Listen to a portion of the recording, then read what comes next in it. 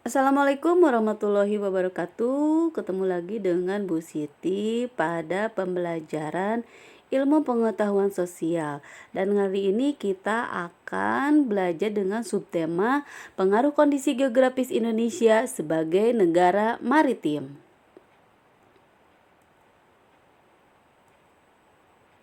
Indonesia merupakan negara maritim. Tahukah kamu apakah negara maritim itu?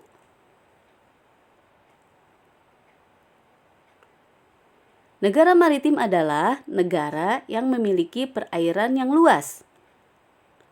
Luasnya perairan di Indonesia berpengaruh pada mata pencaharian masyarakatnya. Masyarakat yang tinggal di daerah pesisir biasanya memiliki mata pencaharian sebagai apa ya? Ada yang tahu? Ya betul, sebagai nelayan. Ada juga sebagai petani garam. Ada sebagai petani kelapa, sebagai pedagang, pembudidaya mutiara, dan ada juga sebagai pemandu wisata.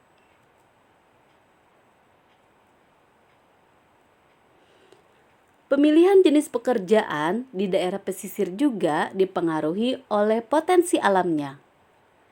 Tidak hanya memengaruhi kondisi ekonomi saja, negara maritim juga memengaruhi kondisi sosial seperti pertukaran budaya. Pertukaran budaya terjadi saat melakukan transaksi jual beli. Para pedagang yang berkunjung ke Indonesia ada yang menetap atau hanya bersinggah.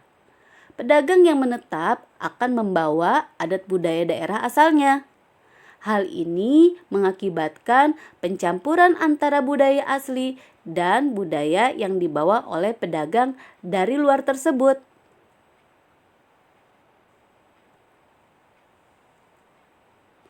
Menurut kalian, apakah ada dampaknya akibat pengaruh geografis Indonesia ini terhadap kondisi sosial masyarakat?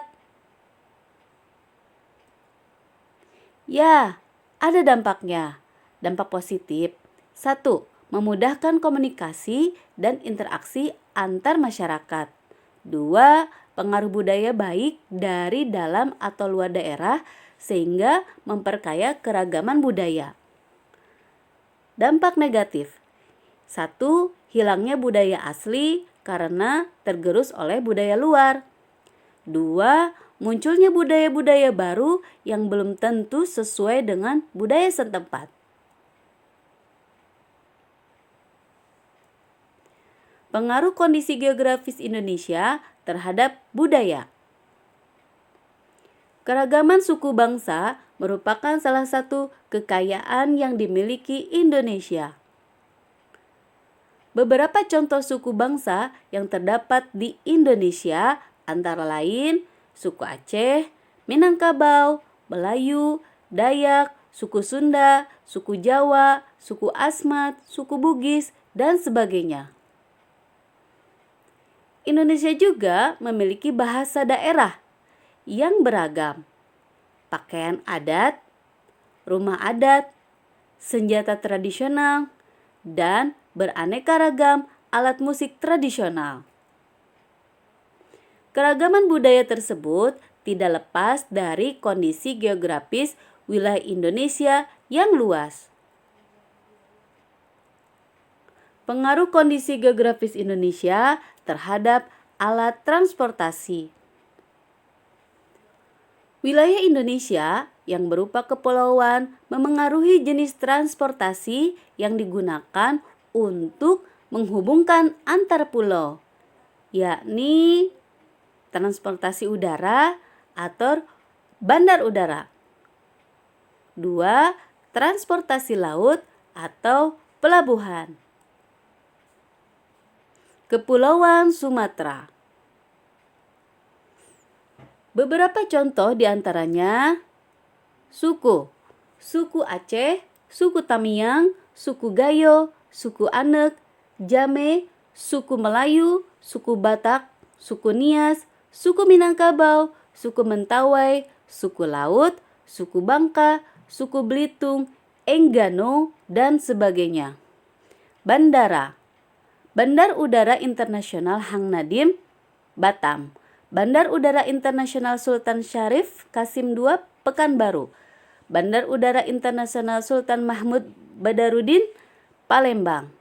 Pelabuhan. Pelabuhan Penawarindu Belakang Padang, Batam. Pelabuhan Putih Sambu Belakang Padang, Kepulauan Riau. Kepulauan Jawa. Beberapa contoh diantaranya: suku, suku Jawa, suku Sunda, suku Cirebon, suku Betawi, suku Tengger, suku Osing, suku Madura, dan sebagainya. Bandara. Bandar Udara Internasional Soekarno-Hatta, Cengkareng. Bandar Udara Internasional Halim Perdana Kusuma, Jakarta. Bandar Udara Husein Sastra Negara, Bandung.